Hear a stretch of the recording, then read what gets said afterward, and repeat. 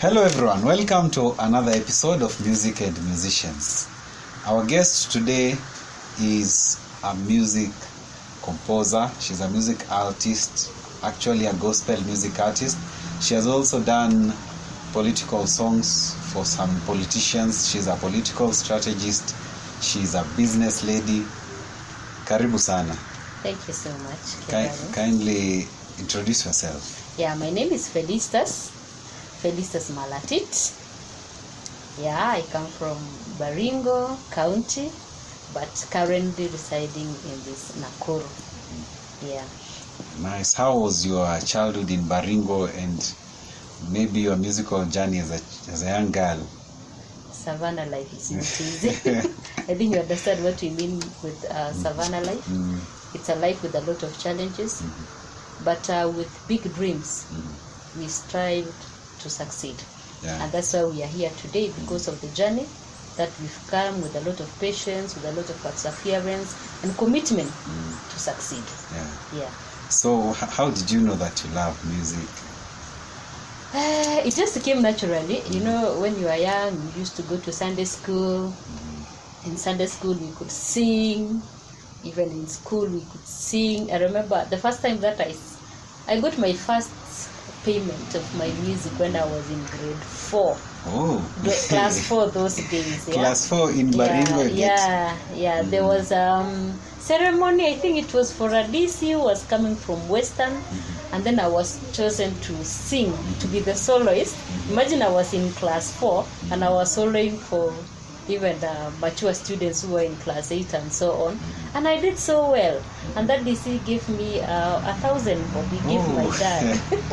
So I was singing in Luya, the song called Dumbu. Dumbu unchakorera mwana wefwe, yakamera dumbu, yakamera dumbu, lelo wifuli, something like that.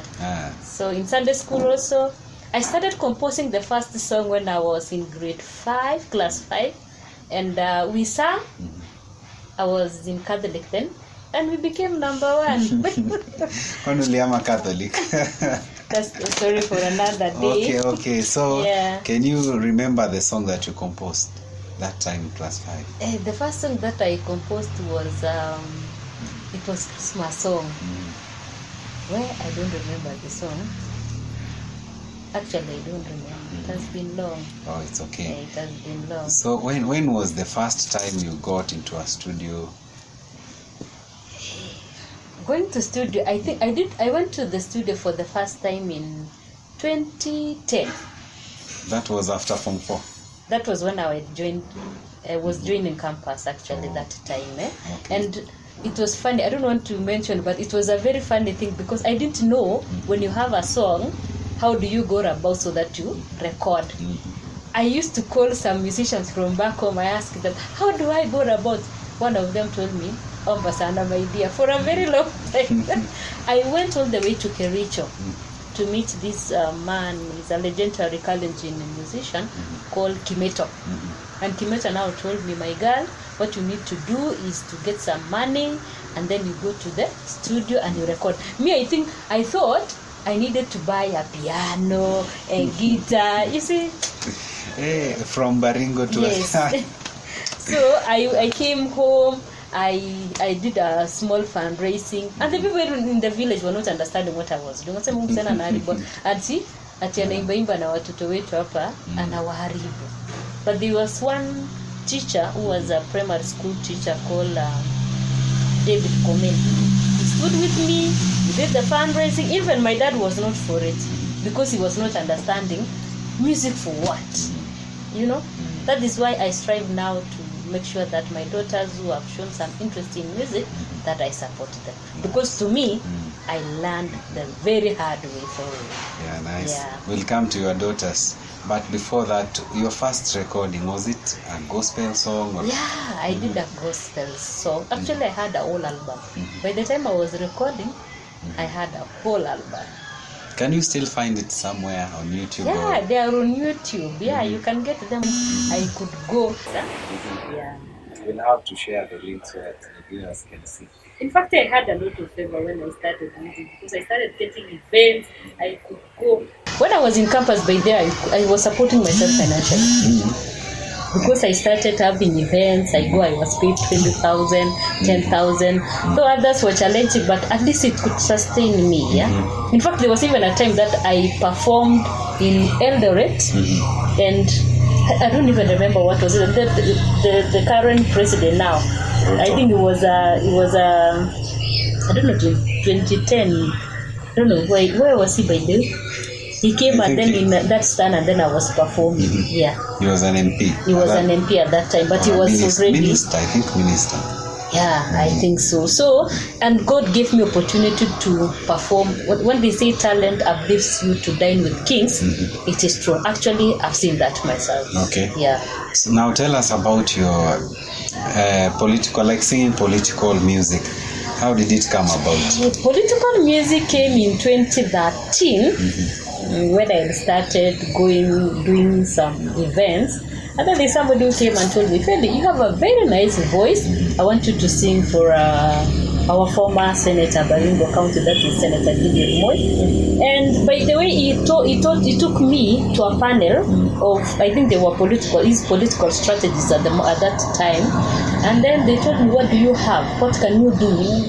I told them I can sing. Who is going to compose for you? I told them I'm going to compose myself. And then I sang that song. I went to the studio, I recorded. Actually, it's being sung even up to now in Baringo. So is there anyone who coached you voice, like vocally? No. I've never done any vocal classes. Yeah. I've been looking up to people like Amy. When I was young, I was seeing them singing so well. And I used to admire this lady called Brilliant Rotit. I used to admire them so much. In fact, I could take their tunes and then use them to compose my own music. So what were the challenges of singing political songs? Political songs, they were not so much challenging to me. Gospel ones were challenging. Why? Hey, people are Christians, in quotes, but they don't mean in their Christianity, which is the challenge that we have with even many. I'm sorry to say so, but not everyone who calls himself a pastor is really born again. Some are there for their own selfish interests, their financial growth. Not all, but some. And actually, they can be 50% of those people who are in church. So the main challenge I got when I was doing gospel before. Now I came and did the other songs, but it does not mean that I've left Christian music because I'm born again. I just do that for a season. And like we choose leaders. If we don't choose leaders, even the ones who are born again, I don't think if there is anybody else who can come to choose for us the right leaders if we don't participate in it. So I could go to a service and then you see how the pastor's behaving. Me, I said I'm not for it. And I would tell anybody, if you are given that favor by God, don't misuse it. True. It is better utoke kuliko you give your body for the sake of standing on that pulpit or for the sake of favors, but at the long run, it will haunt you even more. So now, being a lady and then you're a musician, you're upcoming, people are admiring you. What are the challenges? One of the challenges, I think women, girl child in music industry face many challenges than a boy child. You could get somebody who tells you, you have a very nice voice. I want to sponsor you. You tell them now, what do you want me to do? He tells you, you give me 1 or 2 favors. You understand?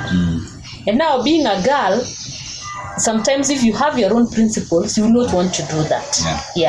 It's like in the university, lecturers giving out marks because of some favors, which is not good. I usually tell girls, if you know you are good in something, let that come. God will give you that opportunity and that favor to shine. It doesn't mean that you must go through some processes that human beings make you to go through as a woman.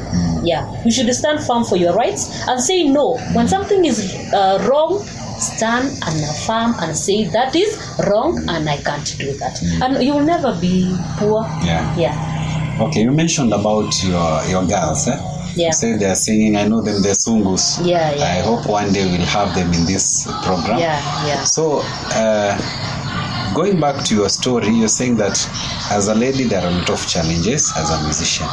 But now you are also mentoring your own girls to the music industry. Yeah. Don't you think they'll face the same challenges? Because I'm there, I'll protect them. Now me, I didn't have the support of my parents because they couldn't understand what I was doing. But now me having them, I know the challenges. I know how I can maneuver them. I don't think it will be difficult. Yeah. Because and also introducing them early is better than later. Yeah. So what do you think is the future of these children as you're bringing them to the industry? The future of my girls, I think, to me, I will allow God to take control. Yeah. I will not say much about it, but let God take control because I'm introducing them to be vessels. Yeah. And if it favors God, let them shine in the Word of God. True. Yeah. So what do you think is the future of young girls who aspire to be musicians? What would you advise them? I would advise them to stand for what is right for them. Yeah. Let them do what is right. Do not be lured to do things which are wrong in the name of music. Music will be there. Either you are young. Now me, I don't think if I'm no longer young, but now I can stand for myself and I can do whatever I want for myself because already I have that financial stability, emotional stability, and the physical stability. Yeah. So with time, there's nowhere that talent will go. Mtu asikuja kudanganya tu wafanye hivi ndio ufanye hivi. No. Stand for yourself. Yeah. It is good to be disciplined and do what is right in the eyes of God. Tell us about your journey to professional music. Yeah, my journey to professional music I started, I think, 2021. Yeah, and that's the time I realized that I need to professionalize my music and learn something that can make me to be more professional than just being that natural composer and musician. So I enrolled into ABRSM. That is Associate Board of Royal School of Music. Yes. And it is a British exam. And I did up to grade 7. I'm yet to do my grade 8 this year. And I think that's the last grade. Yeah. So, and from then I've been adjudicating music. Yeah, I teach my girls piano here and there. Yeah, I teach theory. So there is something you need to tell us. I know there's a time you went to the Kenya Music Festivals with a school from a remote area, and you actually took them, I think, very far. I've heard about that story. Yeah. Tell us about it. I taught students from Cheptoroi.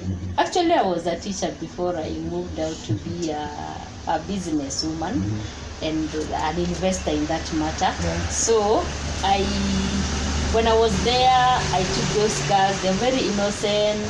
They live a very humble life. No exposure. So I took the girls and then we did some Kalenjin songs. Actually, they were folk songs. And surprisingly, we went up to nationals. Hey, congratulations. Yeah, and I was so proud of myself because I made those girls to see another world. Yeah. And to see that music is something that is good. And you can live with music. Me, I can attest to that.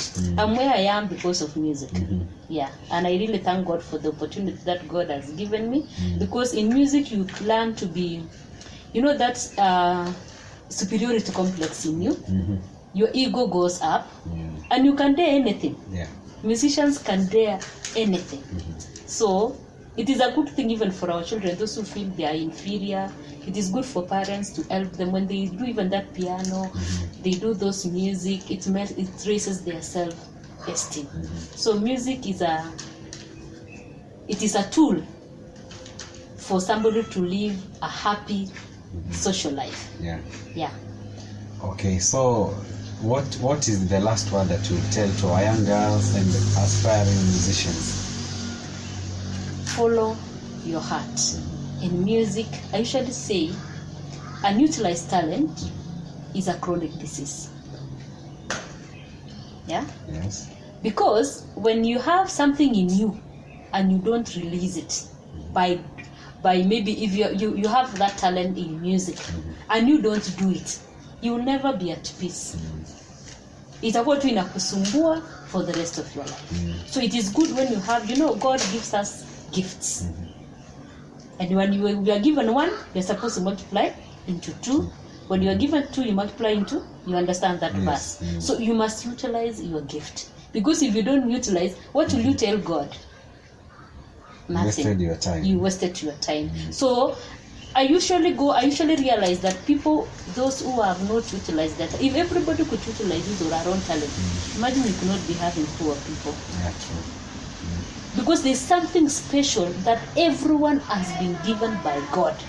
I hear some people say, I don't know my talent, but there's something that you like it. Yes. And even those people who are in their professions, I tell people, merge your passion, your career with your passion. If you are passionate about treating people, merge it with your Passion. your career. Career with your passion. Eh? You will live a happy life. But you find people, they are in teaching profession, but mtu anasema, unajua mimi, I was supposed to be a journalist. They live very miserable. You understand the rank, so the self-actualization, Yes. the hierarchy of needs. You will not reach self-actualization if you don't utilize your talent. Yeah. And talent is a passion. Whatever you like the most, if you utilize that, you will go to the higher level of your self-actualization. So it is very important to follow your heart and do what that God has given you. Yeah, true. Yeah. Look for a mentor who can guide you, because you cannot just do things blindly. Okay. Yeah. So how can our viewers get you on social media? Social media, Feli Malatit. Facebook. In Facebook, I have two accounts, Feli Malatit and Felisters Malatit. YouTube, Feli Malatit. TikTok, Feli Malatit. Okay. Yeah. Kindly visit those channels and subscribe. You can also, let me talk about the girls, the Sungus. Yes. You can also watch them. We'll leave the links at the comment section. Kindly make sure you check them out and subscribe. Thank you so much for watching, and I'm so happy having you to this episode. Thank you. Thank you so much. Thank you.